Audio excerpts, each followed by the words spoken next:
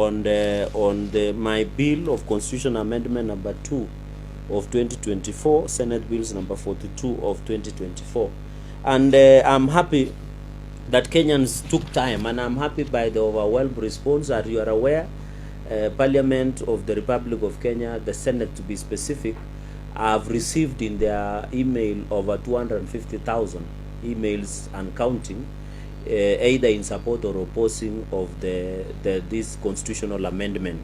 And I want to thank Kenyans. I have not also had peace. My phone is almost collapsing. I have received over 10,000 SMSs and hundreds and thousands of WhatsApp messages and calls, and also SMSs.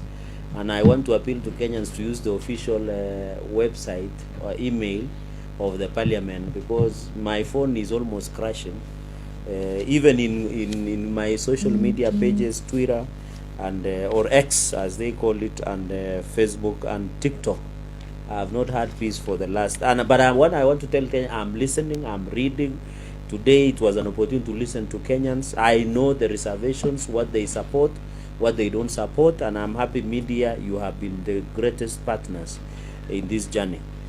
Two things that I want to mention. I have seen largely members of the public are in support of most of the provisions, specifically on the issue of more allocation to counties from 15% to 40%. They agree with it, but their only concern is on the accountability aspect. Therefore, it is the EACC and DC and DPP to fast track cases of corruption and misappropriation of funds, especially financial misappropriation in counties.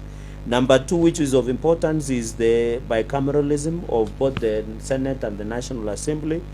Kenyans don't have a problem in terms of division of revenue because it's just a constitutional process.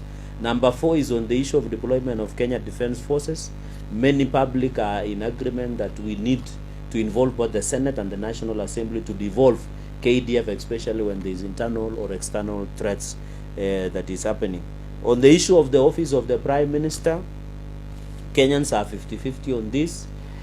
You know, the nature of our democracy in this country is we have 42 tribes, and sometimes many Kenyans feel left out in terms of power sharing arrangement, because at the moment you only have the president, the deputy president, the speakers of houses, both the Senate and the National Assembly, but there are no other senior seats within the country that shows there is a representation.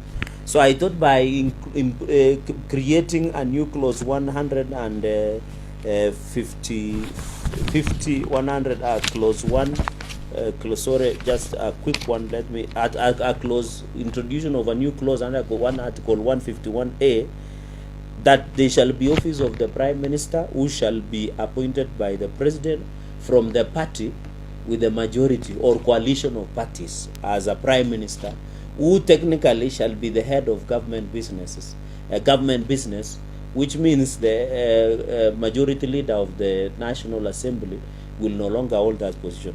The thinking of this is two. One is to ensure representative leadership at the national level, and number two is to ensure that there is that linkage between the executive and the Parliament.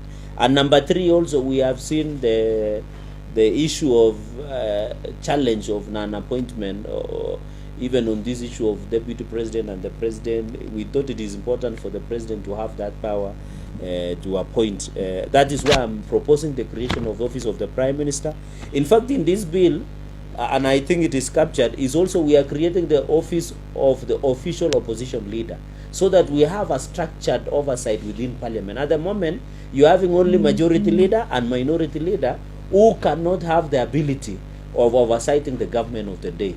So we want that office of official opposition leader to have necessary resources, office, cars, capacity, so that they can oversight the government of the day. And I thought that would be very, very important.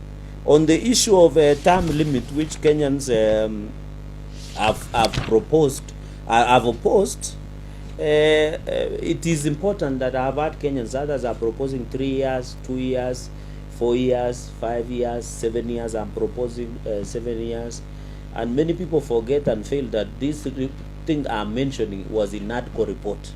I think people don't read the reports. In the NADCO report, they have proposed a similar extension of term limit. My reasoning is very simple.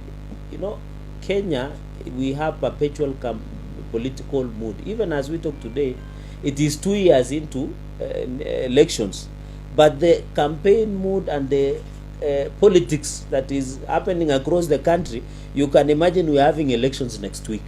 So one is to create time for delivery. Number two is to stop this aspect of campaign electioneering period for the 5 circle years. I can tell you for the remainder of this year, you will see politics. Next year, you will see politics. That will be the third. And you only have 5 years and it will be hard. I know in American system, many people don't know. It is 2 years for midterm of congressmen and women, 4 years for the president, and 6 years for the senators. What I did in the NADCO report, they had proposed 6 years for senators, but I'm proposing average of both MCAs, governors, women rep, the president, and senators to have that opportunity of service. That is the thinking. And also many Kenyans forget, and I don't know, that elections are very expensive. If you can see the pending bills of IEBC, it is still more than 4 billion as we talk today. Carrying an election in Kenya cost almost 100 billion to do an election. That 100 billion, if you are doing it after every 5 years, that 100 billion would have used to improve share, to improve bursary, to improve roads, to improve infrastructure in the country, to provide better health care. But we are using almost 100 billion in 100 billion Kenyan shillings. And you have to remember that elections of Kenya is always the expensive in the region. In fact, it's one of the expensive. In fact, media, you can do the research and share with the public. So another aspect is the cost of the running of elections of this country. And then another aspect is how people go to the land to be elected to the office. And therefore, I agree. I know Kenyans are not comfortable with the term limit. I'll wait for the committee report. This thing will go to debate. Parliament will debate. It might go to referendum. So Kenyans will still have their say when it comes to this issue. But by next week, I should give the country way forward on after looking at the feedback. We are yet to look at the people we had today was physical. We are not aware of over 250,000 emails, what they mean. So I will need to go through those emails and the response of the committee. Then before the close of next week, colleagues and members of the fourth estate, I will be able to give way forward to the country on the issue of term limit. But Kenyans, I'm listening as a sponsor of the bill, and I want to insist this. This is a private members' bill. Under the standing orders of the Senate, and under the standing orders, we have what we call private members bill. This bill is not sponsored by anybody. It is sponsored as a private members bill, as the Senator of Nandi, as Senator Cherargei. No one else is sponsoring this bill. And under the standing orders, any member can sponsor a bill. And there are many bills I have sponsored. I don't know why people have a problem with this bill, which I understand. But I have sponsored so many bills, and it has not brought a problem. So I want to assure the country this bill is sponsored by yours truly, Senator Cherargei. No one has an input except myself and before the Senate. Even senators themselves will contribute on the debate of that point. Finally, because I wanted to make highlights only, so that colleagues, you can have time, is on the issue of vetting. I am proposing that the Senate vets and approves Attorney General, Cabinet Secretary, Secretary to the Cabinet, Principal Secretaries, Director of Public Prosecution, Chair and members of Constitutional Commissions, Chief Justice, Deputy Chief Justice, Auditor General, Inspector General of the National Police, Controller of Budgets, and nominees to Commission of Revenue Allocation under Article 215, and members of Public Service Commission. That will mean Senate will vet and approve. But National Assembly will be left with only one job. Is the Senate, the National Assembly will vet and approve high commissioners, ambassadors, diplomatic and consular representatives of Kenya across the country. Apart, of course, from the oversight that we shall do as a nation. Of course, the approval I have discussed. So, in an upshot, and therefore, Kenyans, I have seen many people saying, why should Cherargei, and this will be in closing, should not sponsor bills that assist? One small comment I almost forget is that we need, as a country, we need to do what we call constitutional audit. I think it has reached a time that we must now start doing constitutional audit. After from 2012 up to now, from 2010 up to now, we need to audit. Where does it work in our constitution? What do we need to improve? Constitution is not static. It is a dynamic document. Anybody can amend the constitution. Not only Cherargei, even Kenyans can amend this constitution. This constitution is not like a Bible or a Quran that it cannot be touched.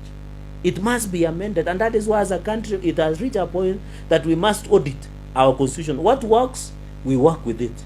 What doesn't work, we remove. And I think that is what many people have argued, that having more counties is expensive for the country. Others are arguing democracy is expensive. Others are saying we should have sunset clauses for women representatives, or have sunset clauses.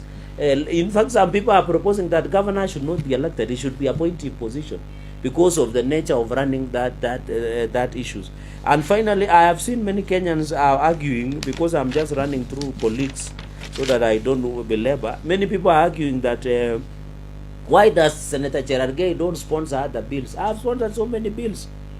Like Office of the County Attorney Bill, it is now the law I sponsored.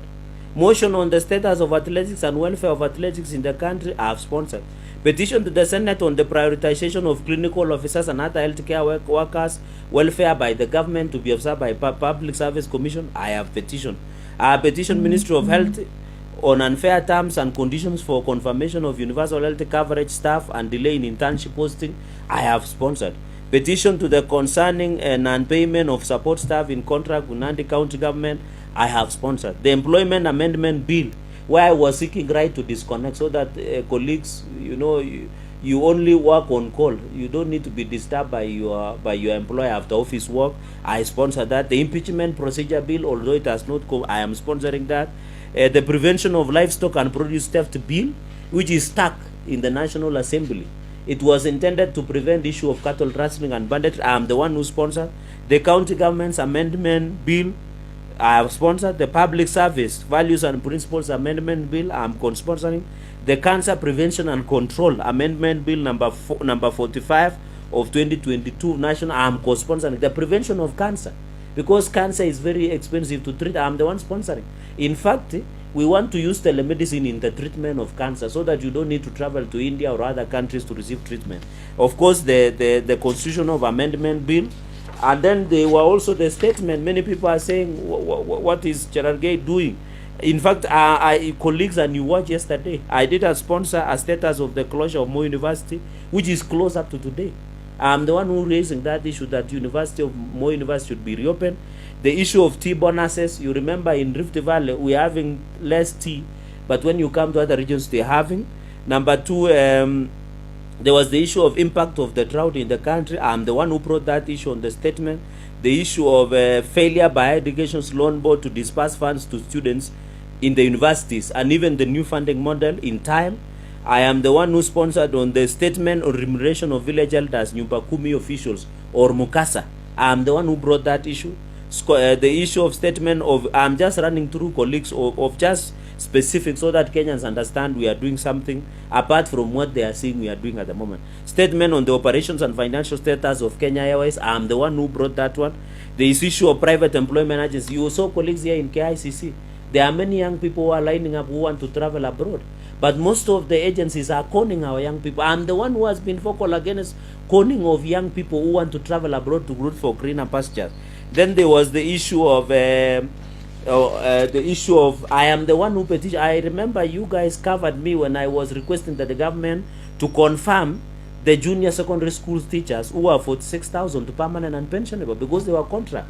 In fact, I am happy that TSC did advertise, and they must confirm 46,000 JSS, and also add 20,000 new intern teachers to assist learners in grade 9. I am the one who spoke.